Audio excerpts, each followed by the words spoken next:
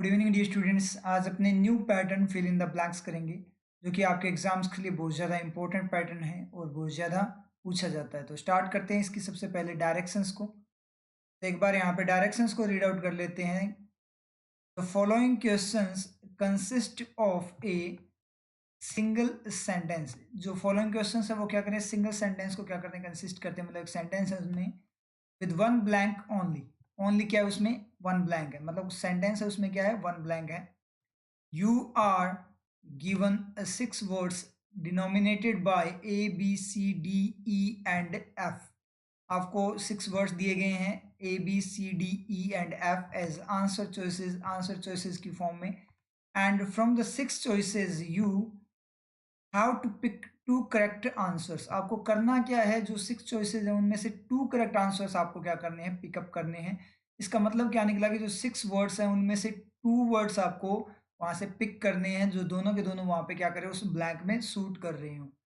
Either of which will make the sentence meaningfully complete. जो क्या करेंगे, सेंटेंस को मीनिंगफुली क्या करेंगे, कंप्लीट करेंगे। तो वो वाले आपको टू वर्ड्स वहां पे फाइंड आउट करने, कौन कौन से वर्ड्स होंगे उनको फाइंड आउट करना है उस ब्लैंक के लिए जो प्रॉपर वहां पे फिट हो रहे हो। ठीक है, तो अब स्टार्ट करेंगे अपने क्वेश्चन पेपर को। और जैसे क्वेश्चन पेपर स्टार्ट होगा तो उसके साथ ही आपकी टाइमिंग स्टार्ट हो जाएगी। तो फर्स्ट क्वेश्चन आपको क्या करना है, खुद से एक बार क्या करना है, क्वेश्चन को सोल्व करना है। उसमें आपको 1 मिनट का टाइम दिया जाएगा। उस 1 मिनट के टाइमिंग के अंदर आपको क्या करना है, क्वेश्चन को सोल्व करना है। उसके बाद में मैं उसका सोल्यूशन करूंगा। ठीक है, तो स्टार्ट करते हैं क्वेश्चन को। Time starts now.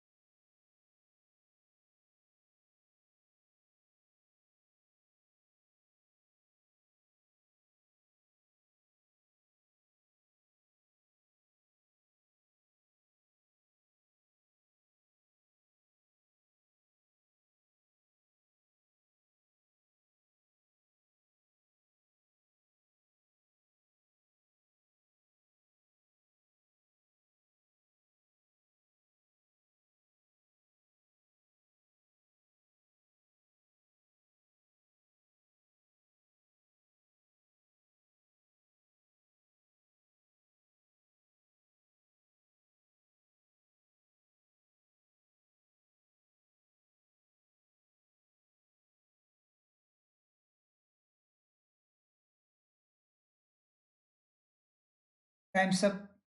अब देखते हैं इसमें करना क्या है। आपको क्या दिए गए हैं यहाँ पे, A B C D E F ऐसे करके आपको सिक्स वर्ड्स दिए गए हैं और यहाँ पे एक ब्लैंक दिया गया है। वन ब्लैंक दिया गया है, ऊपर आपको दिखाई दे रहा होगा, वन ब्लैंक आपको यहाँ पे दिया गया है और सिक्स वर्ड्स आपको यहाँ पे दिए गए हैं। ठीक है, उसके बाद में आपको क्या करना है, उस ब्लैंक को फिलअप करना है। तो उसके लिए आप देखते हैं अपने यहाँ पे जैसे ए एंड डी। तो आपको ये चेक करना है कि कौन कौन से टू वर्ड्स यहाँ पे फिट होंगे, A and D, B and C and F, B and E, या ऑल आर करेक्ट, या सारे के सारे यहाँ पे फिलअप होंगे। वो चीज़ आपको यहाँ पे क्या करनी है, डिटरमाइन करना है। वो वर्ड आपको डिटरमाइन करने हैं। सारे के सारे अगर यहाँ पे फिट होते हों तो आपको ऑल आर करेक्ट करना पड़ेगा।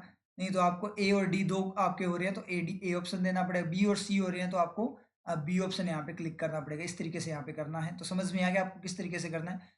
इसके लिए अपने को क्या करना है, पहले सेंटेंस को रीड आउट करना पड़ेगा कि सेंटेंस बोलना क्या चाहता है, उसी के अकॉर्डिंग अपने यहाँ पे स्टार्ट करेंगे।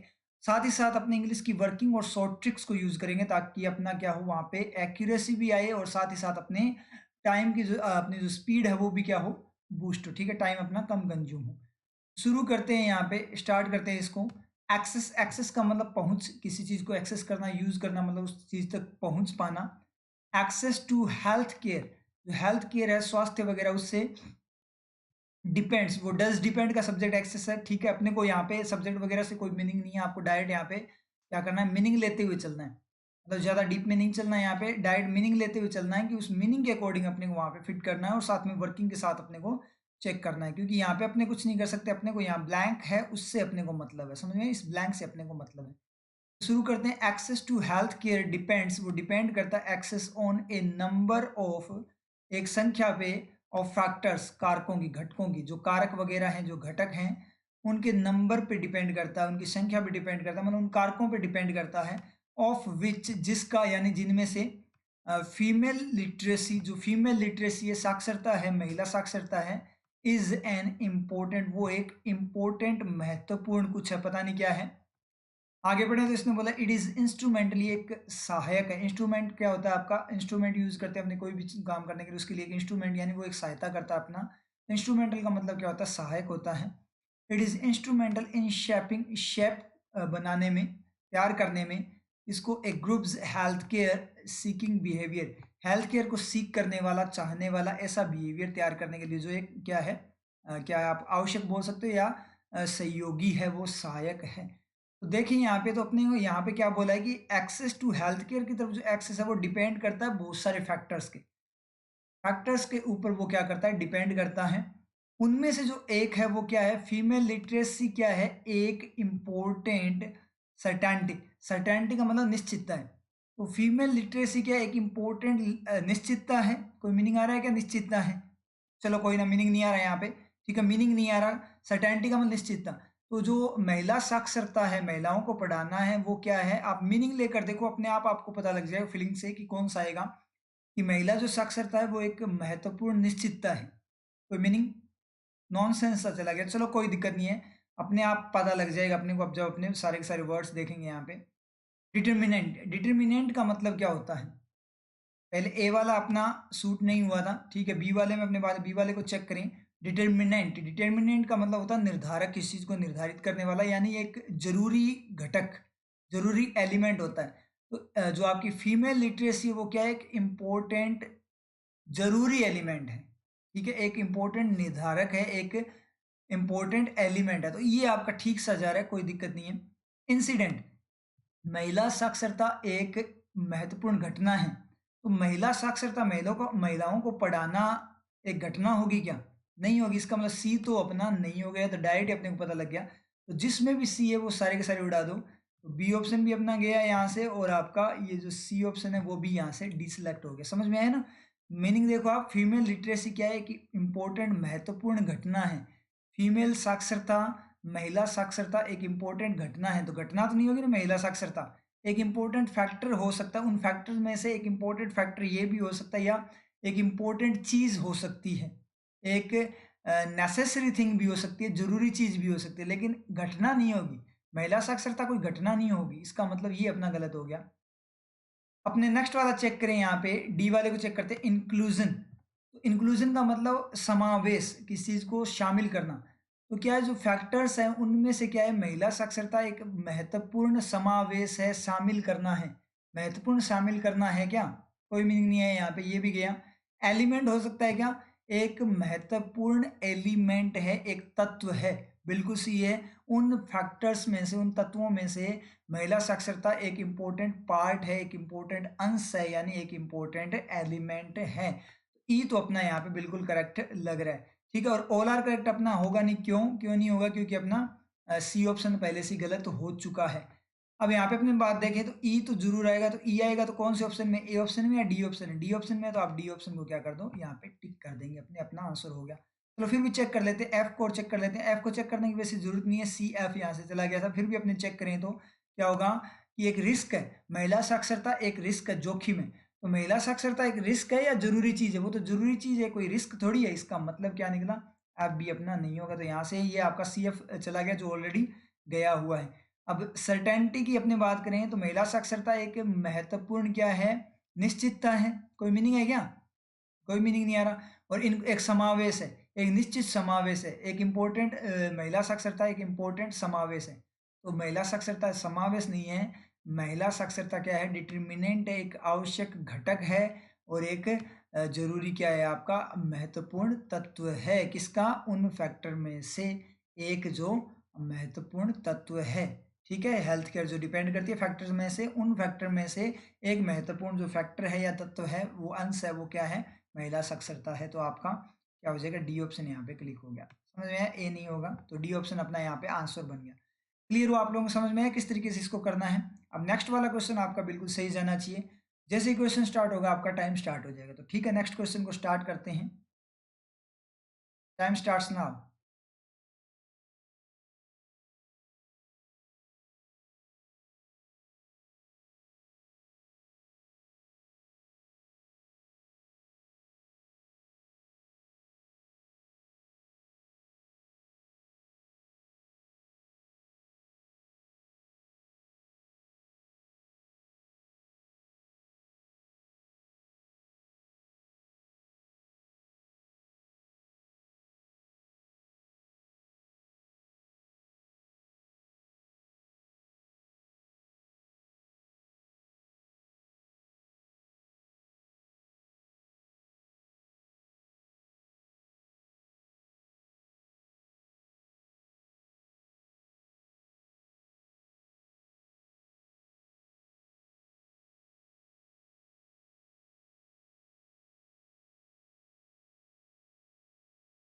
Times up.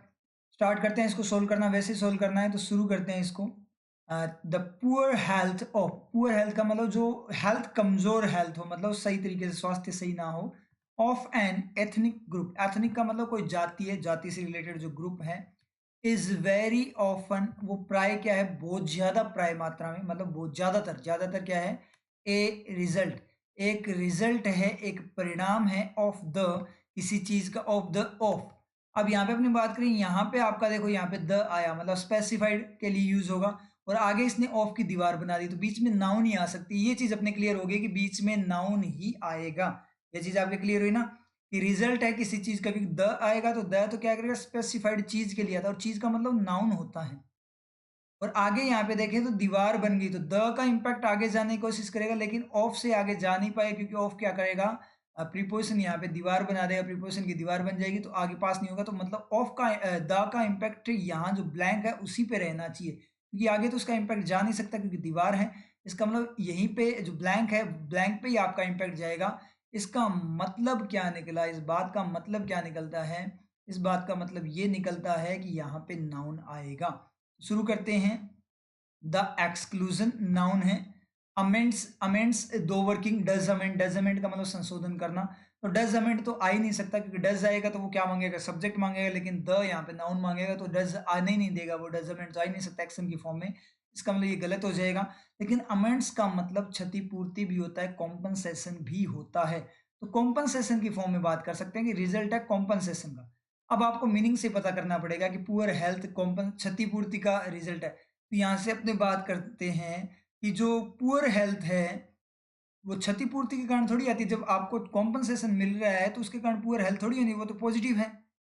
मतलब आपको कहीं पे घाटा लगा तो उसकी जगह आपको कॉम्पनसेशन मिला, इसका मतलब वो तो पॉजिटिव है, उससे पुअर हेल्थ कैसे होगी, कोई दूर दूर तक लिंक नहीं है। तो डायरेक्ट अपने देखें तो बी अपना चला जाएगा, डायरेक्ट बी अपना गलत हो गया, तो बी गलत हो गया तो ऑप्शन अपना बी भी गया और ऑप्शन अपना ई भी गया। क्यों गया, क्योंकि यहाँ पे ये क्यों चला जाएगा आपका ई ऑप्शन, ई ऑप्शन इसलिए चला जाएगा क्योंकि ई में क्या है, आपका ऑल आर करेक्ट है, लेकिन बी तो अपना गलत है। अब अप्रूव को देखें तो अप्रूव भी अपना गलत चला जाएगा, क्योंकि अप्रूव आपका एक्शन होता है, स्वीकृति देना, किसी चीज को स्वीकार करना।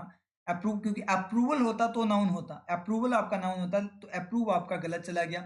एक्शन तो यहाँ सर्वाइव ही नहीं कर पाएगा, क्योंकि अपने यहाँ पे बात करें एक्शन आपका सर्वाइव कैसे करेगा, यहाँ पे एक बार आप देखो, यहाँ पे एक्शन सर्वाइव नहीं कर सकता, क्योंकि यहाँ पे द है और यहाँ पे आपका क्या है, ऑफ है, तो बीच में नाउन आना चाहिए, तो एक्शन यहाँ पे सर्वाइव नहीं कर सकता, क्योंकि वो तो नाउन मांगेगा द वगैरह, और एक्शन क्या मांगता है, ये डू अप्रूव होगा तो वो अपना सब्जेक्ट मांगेगा, ऐसे अकेला रह नहीं सकता वो विदाउट अपने मॉडल के, और मॉडल मान लो इसमें डू है, लेकिन डू मॉडल होने के बावजूद जो मॉडल है वो सब्जेक्ट भी तो मांगता है, उसके बिना वो मॉडल आपका सर्वाइव नहीं करेगा, तो इसका मतलब ये अपना यहाँ पे क्या हो जाएगा, गलत हो जाएगा। सॉरी यहाँ पे थोड़ी दिक्कत होगी।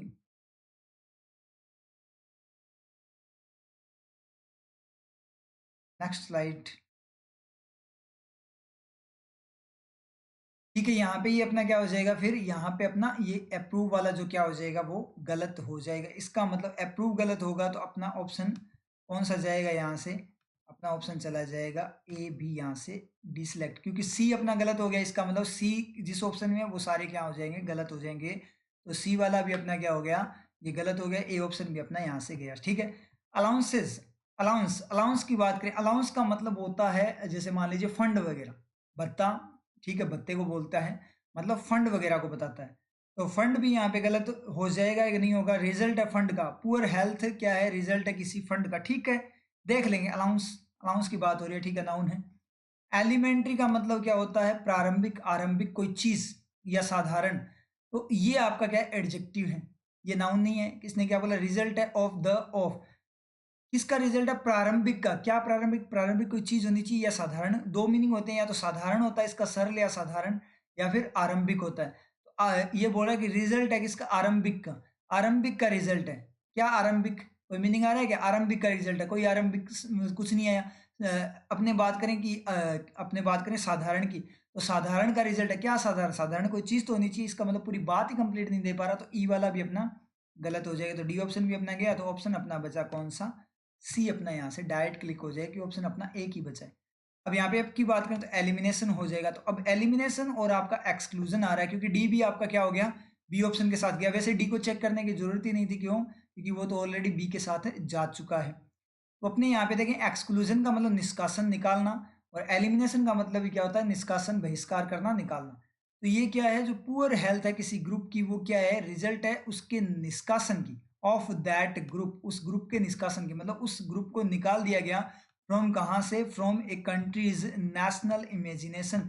जो नेशनल इमेजिनेशन मतलब जो आपकी क्या है? मेंटल इमेज है या फिर भावना है, राष्ट्रीय जो भावना है, उससे उस ग्रुप का जो एक्सक्लूजन या एलिमिनेशन, उसका बहिष्कार जो है, वही कारण है उसकी पुअर हेल्थ का। मतलब उसको देश से बहिष्कृत कर दिया गया। देश की जो राष्ट्रीय भावना है, उससे उस ग्रुप को क्या कर दिया गया?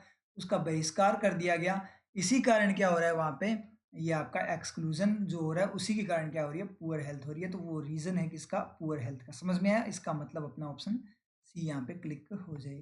क्लियर है यहाँ तक? किसी को डाउट? कोई डाउट नहीं है, क्योंकि बिल्कुल पॉइंट टू पॉइंट सारी बातें अपनी यहाँ पे क्लियर। तो इस तरीके से आपको ये क्या करना है? सोल्व करना होता है। समझ में आया? अब चलते हैं नेक्स्ट क्वेश्चन पे। जैसे क्वेश्चन स्टार्ट, आपका टाइम स्टार्ट हो जाएगा। तो बी रेडी, स्टार्ट।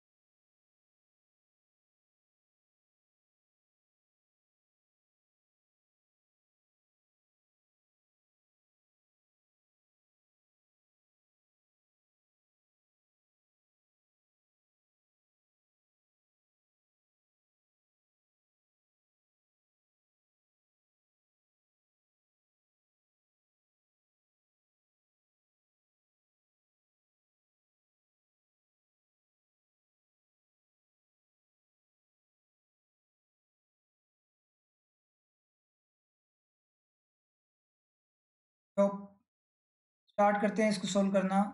पढ़ना स्टार्ट करते हैं। वही मेथड रहेगा, यूनिवर्सल हेल्थ केयर। बात हो रही है किसकी? यूनिवर्सल हेल्थ केयर की बात हो रही है। इज मच मोर, मोर का मतलब कंपैरिजन में ज्यादा, मच का मतलब बहुत ज्यादा, मतलब बहुत ज्यादा है। मच मोर देन, कंपैरिजन किससे? देन प्रोवाइडिंग, प्रोवाइडिंग से, प्रोवाइड का मतलब प्रदान करना।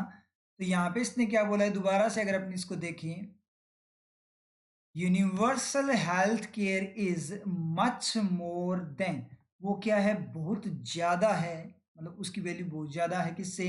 देन प्रोवाइडिंग, प्रोवाइड करने से, प्रदान करने से, इंफ्रास्ट्रक्चर, इंफ्रास्ट्रक्चर संरचना वगैरह है, वो प्रदान करने से यूनिवर्सल हेल्थ केयर ज्यादा है, मतलब उसकी वैल्यू ज्यादा है। मतलब स्वास्थ्य की वैल्यू, कोई भी इंफ्रास्ट्रक्चर बिल्डिंग वगैरह जो आप बना रहे हो, उससे क्या है? ज्यादा है। और या फिर स्पेसिफिक हेल्थ डिसऑर्डर्स, जो हेल्थ आपके डिसऑर्डर्स हैं, मतलब जो स्वास्थ्य से रिलेटेड जो डिसऑर्डर वगैरह, जो कमियां हैं, जो गड़बड़ हो रही है स्वास्थ्य में, थ्रू नेशनल प्रोग्राम्स। किसके थ्रू? नेशनल प्रोग्राम्स के थ्रू। तो शुरू करते हैं इसको पढ़ना। एग्रेवेट। अब जैसे एग्रेवेट देखेंगे तो आपको वर्किंग से जाना शॉर्ट ट्रिक की फॉर्म में। एग्रेवेट क्या होगा? उकसाना किसी को। एग्रेवेशन नहीं है, एग्रेवेट है, इसका मतलब एक्शन है। एग्रेवेट एक्शन है। एक्शन है तो यहाँ पे जैसे ही आप एग्रेवेट को एक्शन की फॉर्म में यूज करोगे, तो इसका सब्जेक्ट ढूंढना पड़ेगा। आपको पता है, जब अपने एक्शन को लेकर आते हैं, V1 को डायरेक्ट लेकर आएंगे, तो उसके अंदर आपका जो मॉडल होगा, वो डू ऑलरेडी उसके अंदर होता है। ठीक है? डू इसके अंदर है। उस डू जो होगा वो क्या मांगेगा? सब्जेक्ट मांगेगा। आपको पता है मॉडल क्या करता है? सब्जेक्ट की डिमांड करता है। तो यहाँ पे अगर अपने सब्जेक्ट ढूंढने चले, तो यहाँ पे जो सब्जेक्ट मिलेगा, इंफ्रास्ट्रक्चर है, प्रोवाइडिंग का तीर लग गया। इंफ्रास्ट्रक्चर को क्या लग गया? प्रोवाइडिंग का तीर लग चुका है। इंफ्रास्ट्रक्चर प्रोवाइड करना, और प्रोवाइडिंग जो आप अगर जेरेंट की फॉर्म में लेना चाहते हो, तो वो इज के साथ चला गया। मच मोर देन कंपैरिजन ले गया ना, इसलिए वो भी अब सब्जेक्ट नहीं बचेगा, क्योंकि जो प्रोवाइडिंग इंफ्रास्ट्रक्चर है वो कंपैरिजन में चला गया। किसके साथ है? यूनिवर्सल हेल्थ केयर के। यूनिवर्सल हेल्थ केयर क्या है? ज्यादा जरूरी है किससे? इंफ्रास्ट्रक्चर प्रोवाइड करने से। तो वो कंपैरिजन की फॉर्म में वो भी खा लिया गया है कंपैरिजन के द्वारा। यहाँ पे कोई सब्जेक्ट नहीं मिल पा रहा, तो यहाँ पे कोई सब्जेक्ट नहीं मिलेगा इसको। उसके बाद अगर अपने बोलेंगे सर और का रिफ्लेक्शन अगर अपने इससे पहले देखें, तो सर यहाँ पे क्यों नहीं मिलेगा? फिर तो सब्जेक्ट मिल रहा है ना। सर अगर अपने हेल्थ केयर को तो सब्जेक्ट बना सकते हैं, और का रिफ्लेक्शन अगर इससे पहले देखें। अब जो न्यू स्टूडेंट्स हैं उनको ये समझ में नहीं आ रहा होगा कि ये रिफ्लेक्शन कैसे कर रहे हैं सर। इनके लिए आपको मेरी एडिटोरियल की क्लासेस को गो थ्रू करना पड़ेगा। प्रीवियस जितनी भी क्लासेस करवा रखी है आपको प्लेलिस्ट में मिल जाएगा एडिटोरियल के नेम से, ठीक है, आपको प्लेलिस्ट मिल जाएगी, वहाँ से जाकर आप गो थ्रू करो। और साथ ही साथ जो अपने एडिटोरियल की जो क्लासेस होती है उनको आप रेगुलर आपने क्या करना है, क्लासेस को क्या करना है, क्या करना है साथ में उनको क्लासेस को यहाँ पे करना है आप लोगों ने, मतलब स्किप नहीं करनी उन क्लासेस को। तो एडिटोरियल की क्लासेस ज़्यादा इंपॉर्टेंट होती है क्योंकि एडिटोरियल से ही अपने क्या करते हैं, इंग्लिश सीखते हैं। समझ में आ रही चीज़? और फिर यहाँ जो आपके क्वेश्चन पेपर होते हैं उनमें अपने अप्लाई करते हैं उसको। समझ में आ रही चीज़?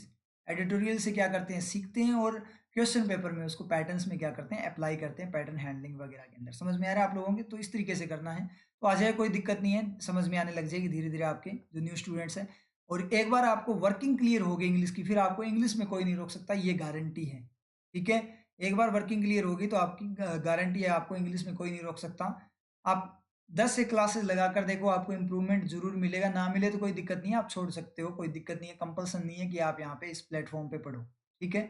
और गारंटी है 10 क्लासेस में आपको पता लग जाएगा कि हम सही जगह पे हैं। एग्रीवेट नहीं होगा इसका मतलब V1 तो यहाँ पे आ ही नहीं सकता।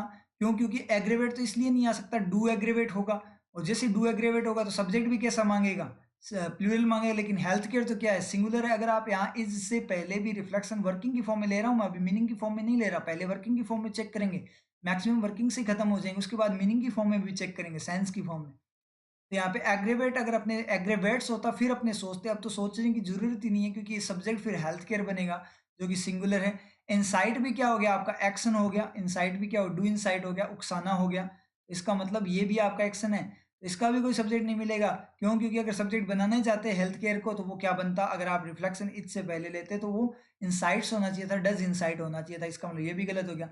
ए भी गलत, तो इसका मतलब बी ऑप्शन गलत जिसमें ए है, और बी भी गलत है, इसका मतलब जिसमें बी ऑप्शन है वो भी गलत, तो ए ऑप्शन भी अपना गलत हो गया। क्लियर है?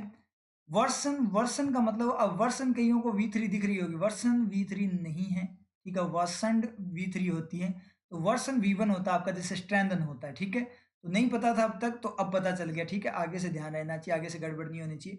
वर्सन का मतलब बिगाड़ देना, किसी चीज को बिगाड़ देना, तो ये भी आपका V1 है, डू वर्सन होगा, तो इसको भी फिर से सब्जेक्ट नहीं मिलेगा। क्यों? क्योंकि अगर वैसे कोई सब्जेक्ट फ्री है नहीं, अगर आप और का रिफ्लेक्शन इससे पहले लेते हो तो उसका सब्जेक्ट हेल्थ केयर है, तो वर्सन्स होना चाहिए, डज वर्सन होना चाहिए, डू वर्सन नहीं होना चाहिए था, इसका मतलब सी भी अपना नहीं होगा।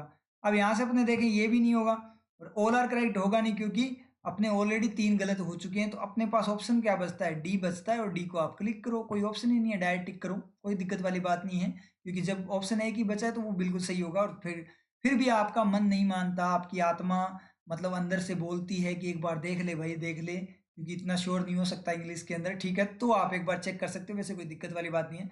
डी को चेक करना, एलिविएटिंग, अगर मैं एलिविएटिंग को यूज करूं तो यहाँ पे एलिविएटिंग आपका क्या बन जाएगा, अ, इसी तरीके से बन जाएगा, कैसे, प्रोवाइडिंग और एलिविएटिंग, मतलब कंपैरिजन में चला जाएगा तो जेरेंड फॉर्म में चला जाएगा, तो प्रोवाइडिंग यहाँ पे जेरेंड है, समझ में आया ना, कि इंफ्रास्ट्रक्चर प्रोवाइड करते हुए नहीं है, इंफ्रास्ट्रक्चर प्रोवाइड करने से ज्यादा है, करते हुए ज्यादा नहीं है।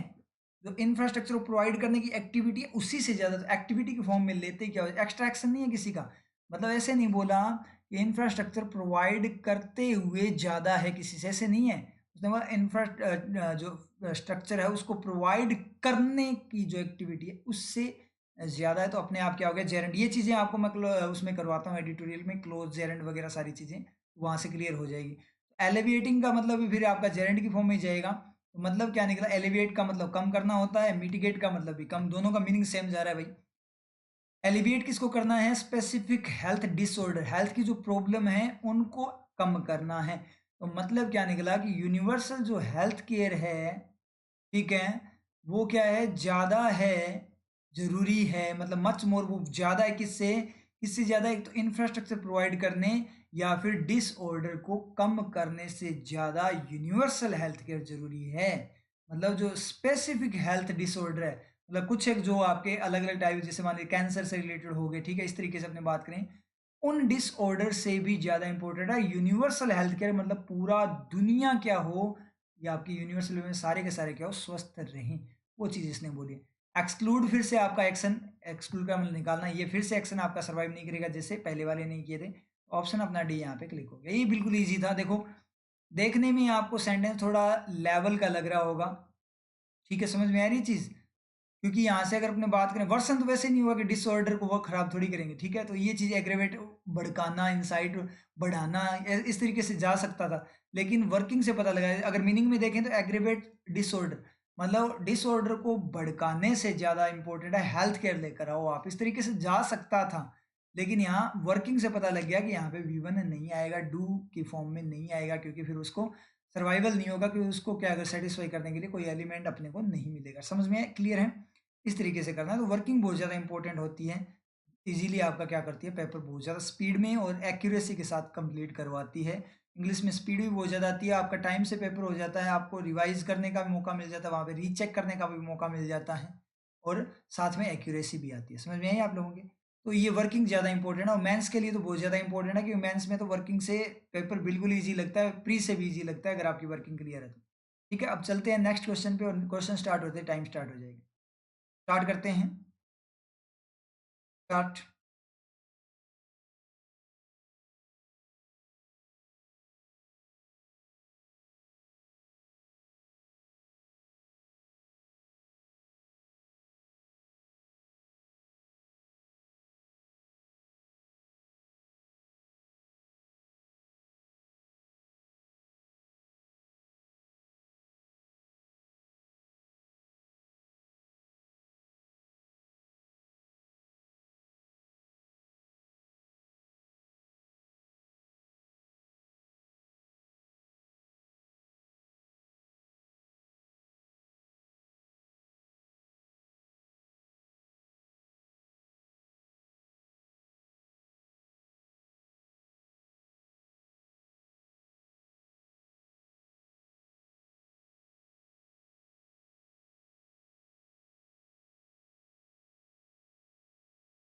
टाइम सब। स्टार्ट करते हैं इसको सोल्व करना। प्रायोरिटी का मतलब प्राथमिकता, मस्ट नाउ बी गिवन, अब दी जानी चाहिए, जरूरी कंपल्सन की फॉर्म में मस्ट कंपल्सन को बताता है। टू इन्वेस्टमेंट, किसको प्राथमिकता दी जानी चाहिए, इन्वेस्टमेंट, निवेश को, इन द सेक्टर, क्षेत्र में, उस एरिया में, एंड इंश्योरिंग, और इंश्योर करना, सुनिश्चित करना, फार्मर्स हैव, फार्मर्स को कर चुके हैं, टू द लेटेस्ट टेक्नोलॉजीज, जो लेटेस्ट टेक्नोलॉजीज है, तकनीकी है, उसकी तरफ कुछ कर चुके हैं, किसान कुछ कर चुके हैं। देखते हैं क्या कर चुके हैं, यहीं से मीनिंग ले लो पूरा का पूरा, यहीं से मीनिंग आ जाएगा आपका। फार्मर्स हैव, फार्मर्स क्या कर चुके हैं, लेटेस्ट टेक्नोलॉजी की तरफ कुछ कर चुके हैं। तो क्या कर चुके हैं, तो कर चुके हैं, अगर आप देखो तो हैव के बाद में V3 एक्शन की फॉर्म में आए तो V3 आना चाहिए, ये अपने को पता है, क्योंकि हैव क्या करेगा, अपने आप कन्वर्ट कर लेता है V3 में। तो यहाँ पे V3 कोई दिख रहा है, कोई भी V3 नहीं है, इसका मतलब हैव यहाँ पे की जो वर्किंग होती है वो कौन सी वर्किंग यहाँ पे, as a man action working है। हैव की टू वर्किंग्स होती है, एज ए मैन एक्शन या element of perfection. Element of perfection है तो उसके लिए उसके साथ में कोई मैन एक्शन भी आएगा, जो कि क्या उसको V3 में कन्वर्ट किए हुए होगा। और एज ए मैन एक्शन आपका होता है तो जैसे आई हैव ए कार, उस तरीके से क्या होगा, ये आपका यूज होगा। तो फार्मर्स के पास क्या है, अब पास की फॉर्म में, फार्मर्स कर चुके हैं नहीं है, क्योंकि एक्शन तो है नहीं आगे, क्योंकि एलिमेंट ऑफ परफेक्शन है तो कर चुके हैं, आगे कोई एक्शन नहीं है। इसका मतलब क्या है, फार्मर्स के पास क्या है, इंश्योर करना, सुनिश्चित करना है, क्या बात फिक्स करनी है, मतलब गारंटी की फॉर्म में लेकर आना है क्या, फार्मर्स, किसानों के पास है कॉन्क्लूजन। कॉन्क्लूजन का मतलब क्या है, तो परिणाम है, लेटेस्ट टेक्नोलॉजी की तरफ परिणाम है। ऐसे हो सकता था लेटेस्ट टेक्नोलॉजी का परिणाम है, फिर भी कोई मीनिंग नहीं है। लेटेस्ट टेक्नोलॉजी की तरफ परिणाम है, कोई मीनिंग नहीं है, लेटेस्ट टेक्नोलॉजी का परिणाम हो सकता था, लेकिन यहाँ पे मीनिंग नहीं है। किसानों के पास लेटेस्ट टेक्नोलॉजी का परिणाम है, लेटेस्ट टेक्नोलॉजी का परिणाम कैसे होगा उनके पास, तो कोई मीनिंग नहीं है। इसका मतलब ए अपना गलत हो गया, तो ए गलत हो गया, इसका मतलब जिसमें भी ए है वो सारे के सारे उड़ा दो, ए या बी ऑप्शन अपना। अब चलते हैं नेक्स्ट ऑप्शन पे। अब अपने यहाँ पे एक बार थोड़ी सी स्पीड गेन करेंगे। अपने को दिखाई दे रहा है कि ई है जो आपका, वो क्या है, टू ऑप्शंस में, और बी भी आपका क्या है, टू ऑप्शंस में है। थोड़ी सी स्पीड आएगी, तो अपने बी और ई को चेक कर लेते हैं ना पहले, क्योंकि अगर वो गलत हो गया तो ये दोनों ऑप्शन चले जाएंगे। ठीक है, समझ में आई चीज, अगर बी गलत हो गया तो ये दो ऑप्शन खत्म हो रहे हैं। यहाँ ए से देखो, ई ऑप्शन तो गया चलो, क्योंकि इसमें ऑल आर करेक्ट नहीं होगा, दो ऑप्शन जा रहे हैं तो अपने आप ऑप्शन टिक हो गया। अगर ई गलत है तो ये दोनों ऑप्शन जाएंगे और सी टिक हो जाएगा। समझ में आ रही चीज, तो स्पीड में एक ऑप्शन टिक हो जाएगा। तो जल्दी से देख लेते हैं, बी को चेक करें, एडमिटेंस। एडमिटेंस का मतलब होता है प्रवेश, दाखिला, ठीक है, या किसी चीज को एक्सेस करना, पहुंच। तो फार्मर्स के पास एक्सेस है मतलब उस चीज़ को यूज़ कर सकते हैं। एक्सेस का मतलब किसी चीज़ को अपने यूज़ कर सकते हैं, इसका मतलब उसका एक्सेस अपने पास है। उनके पास प्रवेश है, दाखिला है या एक्सेस है किसका, लेटेस्ट टेक्नोलॉजी की तरफ, मतलब इंश्योर करना है कि उनके पास लेटेस्ट टेक्नोलॉजी की तरफ एक्सेस है, मतलब लेटेस्ट टेक्नोलॉजीज को वो एक्सेस कर सकते हैं, यूज कर सकते हैं। तो ये भी भाई सही जा रहा है। और आगे ई में तो ऑलरेडी एक्सेस ही है, तो वो तो सही जाएगा ही। तो बी ई तो मुझे बिल्कुल सही लग रहा है। तो एक बार अपने सी को चेक कर लेते हैं। डिनाइल, डिनाइल का मतलब क्या होता है, मनाही, इनकार। तो किसानों के पास टेक्नोलॉजी की तरफ इनकार है, मनाही है, मना करना है, कोई मीनिंग नहीं आ रहा, तो सी तो अपना गया, ए ऑप्शन अपना गया, यहाँ से कोई मीनिंग नहीं ले रहा। उसके बाद में अपने बात करें, एफ को चेक करते हैं। एफ क्या, ऑप्शनल। तो किसानों के पास क्या है, किसानों के पास ऑप्शनल है, किसानों के पास ऑप्शनल है। ऑप्शनल का वैकल्पिक, किसानों के पास ऑप्शनल है, ऑप्शनल सब्जेक्ट है, ऐसे हो सकता था, किसानों के पास ऑप्शनल सब्जेक्ट है या ऑप्शनल क्रॉप है, ऑप्शनल फसल है। वैकल्पिक, वैकल्पिक क्या है, फसल है उनके पास, ऐसे जा सकता था।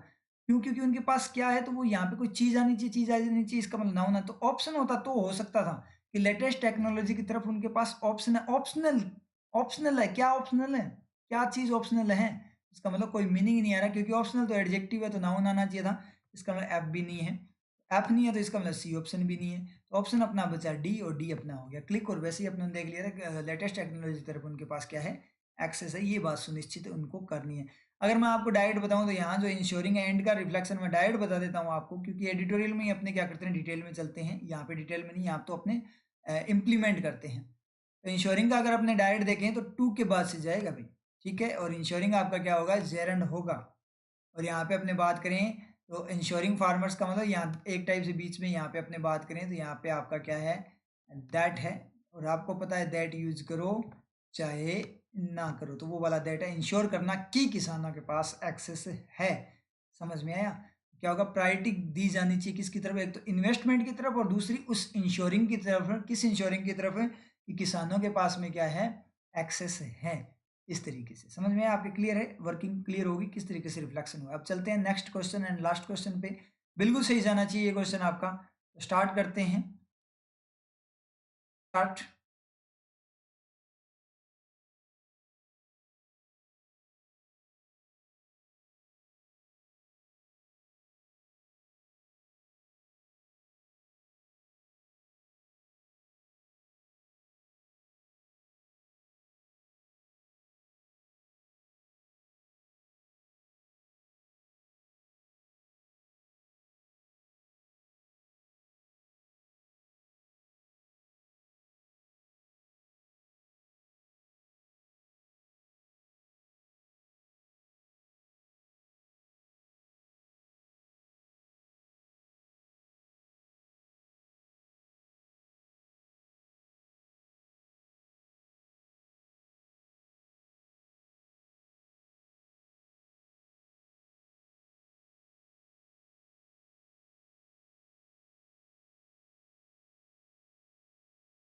टाइम सब, स्टार्ट करते हैं इसको पढ़ना। मोहनदास करमचंद गांधी, मतलब महात्मा गांधी की क्या हो रही है, यहाँ पे बात हो रही है, ठीक है। दोबारा से पढ़े, मोहनदास करमचंद गांधी वॉज बोर्न, वो पैदा हुए थे, एट ए टाइम, एक समय पे, एक समय पे पैदा हुए, कौन से समय पे, वैन, जब, a non violent economic system, मतलब नॉन वायलेंट का मतलब अहिंसक, मतलब जिसमें हिंसा ना हो, मारपीट ना हो, शांति प्रिय, इकोनॉमिक आर्थिक जो सिस्टम है, व्यवस्था, वोज ऑलमोस्ट, वो लगभग थी।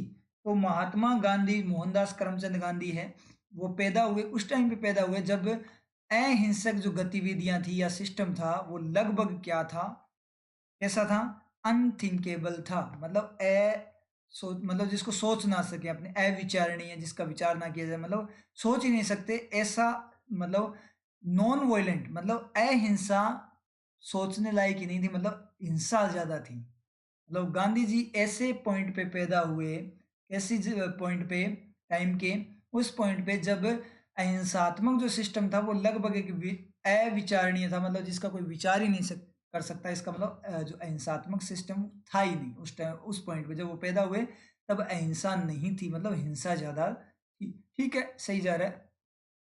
ऑब्वियस, ऑब्वियस का मतलब क्या होगा, लगभग स्पष्ट था, अहिंसात्मक सिस्टम लगभग स्पष्ट था, सर ये भी तो सही है। ठीक है भैया, आपकी बात सही है। सर ऐसे भी तो हो सकता है कि जब गांधी जी पैदा हुए थे तब वो नॉन वायलेंट सिस्टम है वो था, वो ऑब्वियस क्लियर रूप से था, मतलब अहिंसा थी वहां पे, मतलब उस पॉइंट पे अहिंसा ही थी, हिंसा नहीं होती थी, ये भी हो सकता है। ठीक है चलो कोई ना, बात करेंगे अपने इस पे भी। एक्सेसिबल था मतलब ऐसा सिस्टम एक्सेस कर सकते थे, उपलब्ध था, एक्सेसिबल का मतलब ऐसा सिस्टम उपलब्ध था, मतलब अहिंसात्मक सिस्टम था, मतलब हिंसा नहीं होती थी, तो ये भी तो सही है, बी सी भी तो सही जा सकता है। ठीक है, नेचुरली, अब यहाँ पे अपने बात करें जो इकोनॉमिक सिस्टम है वो नेचुरली, वो ऑलमोस्ट को हटा दो एक बार, लगभग नेचुरली ऑलमोस्ट को हटा दो, तो ये गलत चला जाए कि जो सिस्टम था वो कैसा था, नेचुरल तरीके से था। क्या था नेचुरल तरीके से?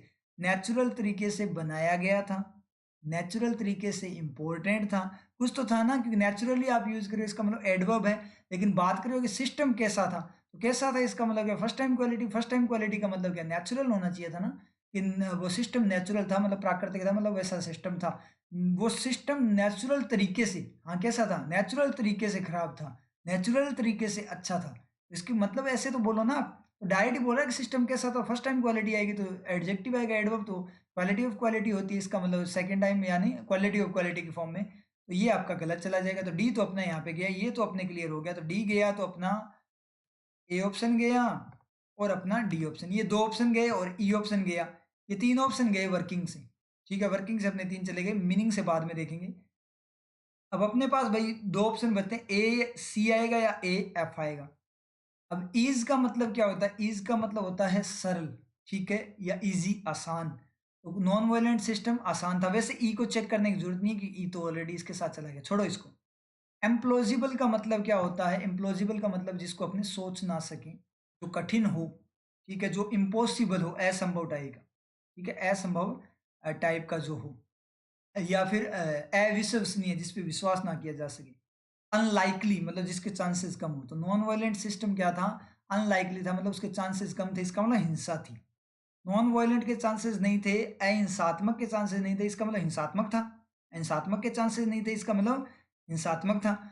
अब यहाँ पे दिक्कत ये होती है सर कि अगर ए एफ को लूं तो ये बात बोले कि अविचारणीय था, इसका मतलब अहिंसात्मक अविचारणीय था, इसका मतलब सिस्टम हिंसात्मक था। इम्प्लॉजिबल का मतलब क्या होता है, असंभव हो गया, ठीक है, तो अहिंसात्मक सिस्टम असंभव था, इसका मतलब हिंसात्मक था। तो ए भी आपका हिंसात्मक को बताता है और एफ भी आपका हिंसा वाले को ही बताता है। अब ये भी तो हो सकता है सर कि वो एक्सेसिबल था, कि गांधी जी जब पैदा हुए तब हिंसा थी, उस पॉइंट पे अहिंसा थी, जब गांधी जी पैदा हुए तो अहिंसा ऑलरेडी थी, तो एक्सेसिबल भी तो सही सही है सर यहाँ पे। और अगर सर बी सी होता फिर कौन सा करते हम, अगर यहाँ पे बी सी होता फिर कौन सा करते, स्पष्ट था, मतलब ऐसे भी तो हो सकता है वहां पे जब गांधी जी पैदा हुए थे तब अहिंसा थी।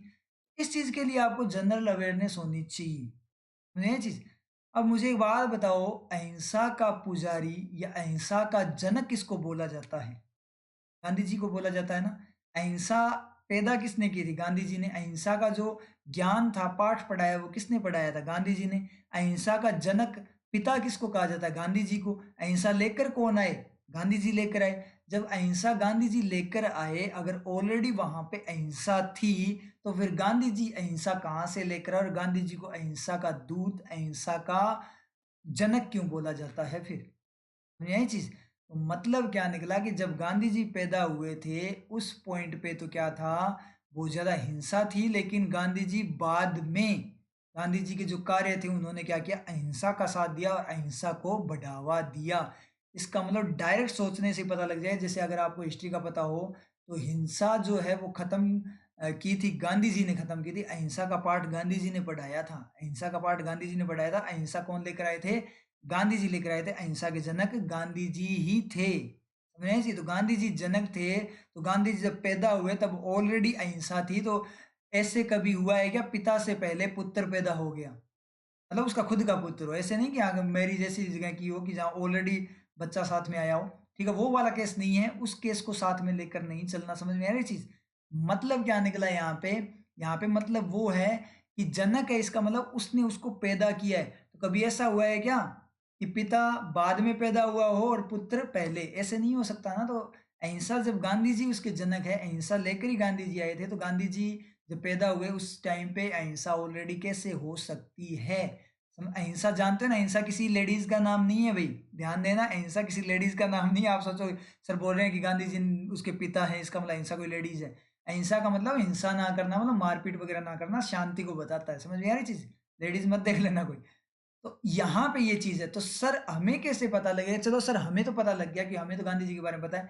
सर जिसको गांधी जी के बारे में पता ना हो, जिसने गांधी जी के बारे में ध्यान से ना पढ़ा हो, या फिर जो मान लीजिए बाहर से हो, फॉरेन से हो, उसको गांधी जी के बारे में ना पता हो, तो वो ऐसे कैसे करेगा इसको? वो ऐसे कैसे करेगा? इसका मतलब क्या निकला?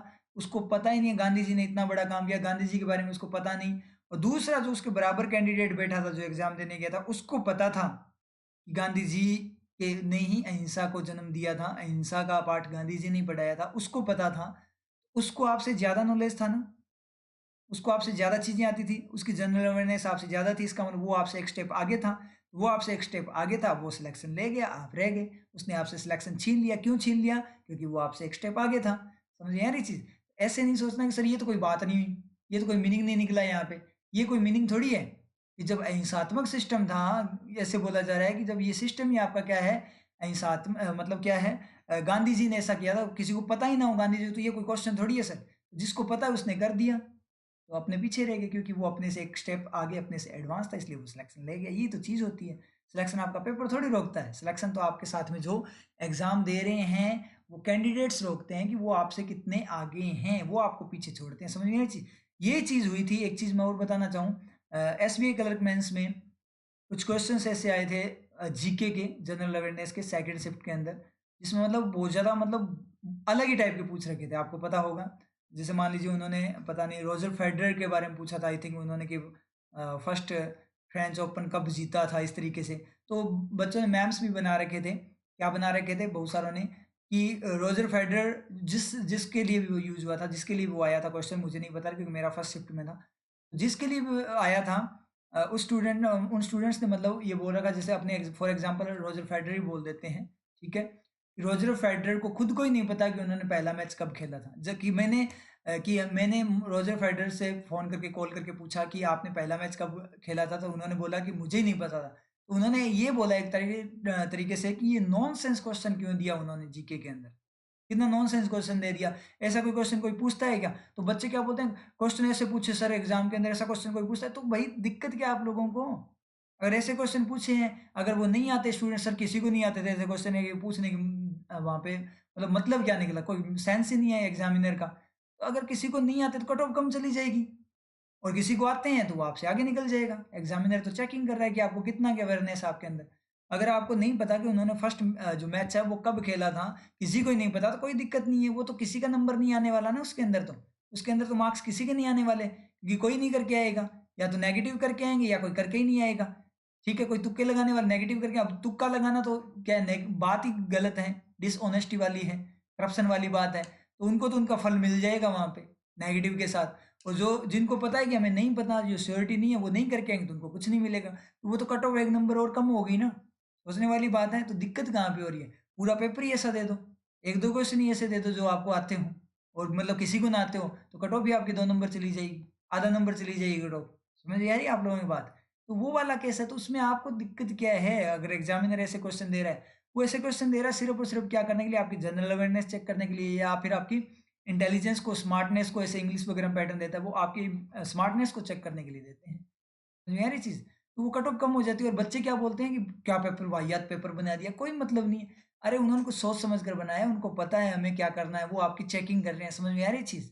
तो वो वाला केस है, वो तो कट ऑफ उसके अकॉर्डिंग कम हो जाएगी। तो मतलब थोड़ा सेंस यूज किया करो ना। तो क्लियर हो आप लोगों की? तो कौन सा ऑप्शन हो जाएगा अपना यहाँ पे? एक्सेसिबल नहीं होगा। समझ में है क्यों नहीं होगा? तो ऑप्शन रहेगा ए एफ वाला, तो सी ऑप्शन अपना क्लिक हो जाएगा, बी ऑप्शन है नहीं होगा, तो आंसर रहेगा आपका ऑप्शन सी।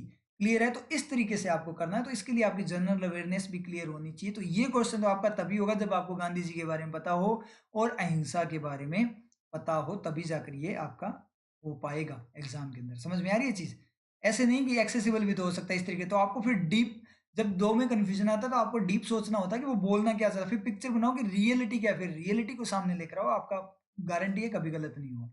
क्लियर है? समझ में आया? तो इस तरीके से पैटर्न्स को हैंडल करना होता है। ठीक है। ठीक है, फिर रिवाइज कर लेना। बहुत ही बढ़िया पैटर्न था, बड़ा ही शानदार और बहुत ज़्यादा इंपॉर्टेंट, बहुत ज़्यादा पूछा जाता है एग्जाम के अंदर, प्री के अंदर भी पूछा जाता है और मेंस के अंदर भी पूछा जाता है ये वाला पैटर्न। समझ में आई चीज़? तो इसको क्या कर लेना, रिवाइज कर लेना। ठीक है, फिर मिलते हैं नेक्स्ट क्लास में।